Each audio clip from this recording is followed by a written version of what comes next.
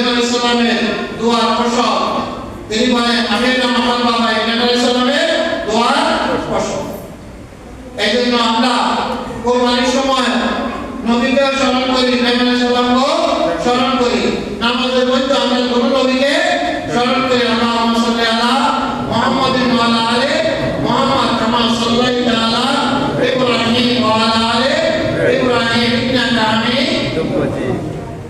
সুতরাং এই ইতিহাস, এই কুরবানি, এই পশু, যে পশু কুরবানি হয়, এই পশুটাই হলো কি, এই পশুটাই অরিজিনাল